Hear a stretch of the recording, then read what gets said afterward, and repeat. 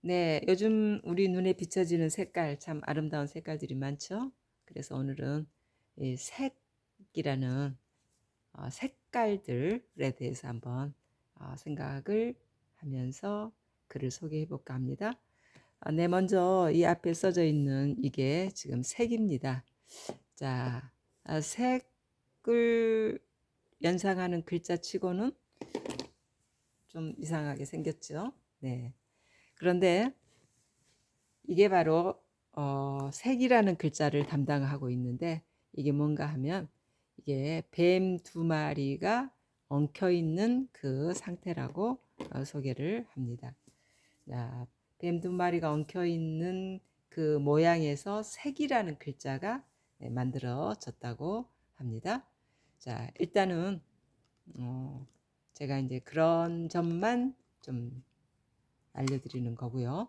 그다음에 이제 색깔 하면은 흑색, 흑색이 있죠. 네, 이 흑색이라는 것은 이게 사실 이 굴뚝이랍니다. 굴뚝. 그리고 굴뚝은 전부 이제 아궁이나 이런 것들을 흙으로 만들잖아요.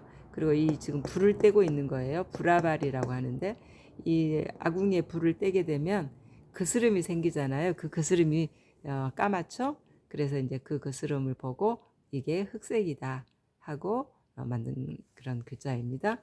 그러면 이제 이 그스름을 채취해 가지고 만드는 것이 또 뭐가 있죠? 네, 그 먹이라고 있죠. 먹. 그래서 여기에다가 흑토 하나만 더 붙이면 이제 먹이 되는 글자입니다. 자, 그래서 흑에서 파생되는 글자가 흑암도 있고요. 그리고 칠흑 같다라는 말도 있습니다. 자, 암보다는 칠, 이거는 이제 그 옷칠을 하는 것을 얘기하는데 이 칠흑 같다라는 이 말이 조금은 더 검다는 의미가 있는 것 같아요. 자, 그 다음에 흰백색으로 가겠습니다. 자, 이거는 흰백이라고 하죠. 성경에서는 손에 아무것도 없다. 이때도 이 흰백을 쓰고요. 너희가 거저 받았으니 거저 주라. 이 말씀을 할 때도 흰백을 사용을 합니다. 그리고 이제 흰백에서 파생되는 글자가 뭐가 있나 봤더니 샘천이 있었어요. 자, 물이 땅에서 솟아오를 때 뽀글뽀글하는 그 공기방울 같이 생긴 이게 투명한 백색이다 해서 샘천을 이렇게 귀엽게 설명해 놨네요. 자, 그 다음에 이게 이제 청색입니다. 청색. 요즘 글자에는 이 부분에다가 다롤로 대체하는 글자가 오히려 더 많이 쓰여지고 있습니다. 자, 그러면 청색하면은 물론 우리 파릇파릇한 무슨 어떤 자연의 색깔도 있지만 청소년들 있잖아요. 네, 앞날이 창창한 청소년들. 네, 이 청소년을 한번 이렇게 청색을 연결해서 한번 써봤습니다. 자, 그 다음에 이제 녹색이 있습니다. 자, 녹색 하면 지금보다는 조금 더 잎이 푸르른 상태를 얘기하겠죠. 그런데 왜 실사가 들어가 있을까요? 이 색깔을 이렇게 그림으로 표현하기가 힘들어서 그러인지 이 색깔에는 항상 실이 들어갑니다. 말하자면 실에다 물을 들여가지고 이게 무슨 색이다 하고 이렇게 알렸던 것 같아요. 그래서 이제 녹색에도 실이 들어가는데요. 록이라는 것은 원래 짐승이에요. 녹자가 들어가는 그런 짐승에서 소리음을 가져다가 이제 이 실이 음이만 담당을 하고 있죠. 그러면 녹하면은 어때요? 나뭇잎을 생각할 수 있죠. 그래서 녹엽이라는 글자입니다. 자, 둘 다 녹엽이에요. 이제 지금 현재 중국 현지에서 쓰고 있는 엽은 이렇게 씁니다. 말하자면 입으로 10번을 찬사를 해도 부족하다. 그런데 지금 현재 나뭇잎 보면 정말 그런 것 같아요. 그 다음에 이제 이게 번체, 또 한국에서 쓰는 한문인데 여기에 이 여배가 세상세가 세자가 들어가 있어요.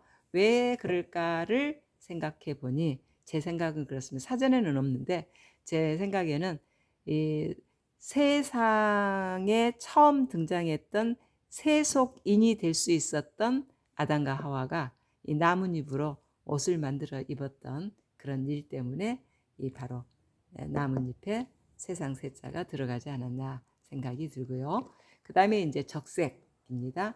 이 적색이라는 것은 말하자면 우리가 그 엄마 그 뱃속에서 처음 나올 때의 색깔이랍니다. 그래서 붉을적이라고 하는데요. 약간의 이제 붉은색을 띤, 그렇죠. 우리 갓난 아이들 보면 그렇게 색깔이 가지고 있죠. 이게 붉을적, 우리의 알몸 색깔이라고 합니다. 그래서 이제 우리 몸이니까 몸체를 연결을 해봤어요. 몸체는 뼈가 이제 기초가 되고요. 그리고 나머지 여러 가지 이제 몸에 이렇게 부분들이 있죠. 그래서 이제 풍성한 이렇게 몸의 구조들이 있다 해서 풍성할 품과 뼈, 골이 함께 모여서 몸체를 이루고 있는 글자였습니다. 자, 그러면 이제 그 다음에 대표적인 색깔이라고 볼 수 있는 홍으로 가겠습니다. 자, 이게 홍색입니다. 예, 그런데 여기 위에 보면 이것도 약간의 홍으로 통일이 되고 있어요. 근데 이 홍보다는 조금 더 약간 거무스레한 빛을 띠고 있는 거죠. 그래서 이것도 붉을 주라고 합니다. 주. 그래서 말하자면 붉을주, 붉을홍이 되는 거죠. 그래서 성서에 보면 그 주홍같이 짙은 우리의 죄를 깨끗하게 흰백으로 해주겠다는 약속이 생각납니다. 그리고 이제 홍을 얘기하다 보니까 성서의 무지개를 또 이 글자를 표현해서 홍이라고 설명을 합니다. 무지개 홍이라고요. 그런데 이제 이 위에 글자하고는 틀리죠. 인간이 만든 홍색하고 하나님께서 천연적으로 만든 홍색하고는 이렇게 구분을 짓기 위한 글자였던 것 같아요. 자, 그 다음에 이제 노란색이 있죠. 노란색이라기보다는 이제 황색이라고 하죠. 네. 그래서 황색하면 황금이 생각나서 이제 일단 황금을 이제 연결을 해봤습니다. 그 다음에 이제 자색이라는 색깔인데요. 이 자색하면 또 생각나는 성서적인 사건이 있죠. 예수께서 우리를 위해서 참 고생하고 마지막 밤을 보내는데 사람들이 임금 그 왕복이다 해가지고 자색 옷을 입혀서 예수를 조롱하는 그런 일도 있었잖아요. 네, 그래서 그때 예수께서 잠깐 거치셨던 옷이 자색이었습니다. 네, 그래서 그 자색 옷을 입으셨다는 것 때문에 제가 이제 옷 일을 이렇게 연결을 해봤습니다. 자, 이렇게 해서 지금 우리가 우리 주변에서 볼 수 있는 여러 가지 색깔 중에 물론 이제 그 성경에서 언급하고 있는 그런 색깔의 글자만 모아서 한번 이렇게 표현을 해봤습니다. 어찌됐든 요즘 봄이기 때문에 색을 즐기면서 좀 사는 것도 좋을 것 같아요. 그리고 또 색을 구별하지 못하는 분들이 또 계시잖아요. 그런 분들에 의하면 우리는 참 이런 색을 즐기며 산다는 것이 참 복이구나 하는 생각을 하게 됩니다.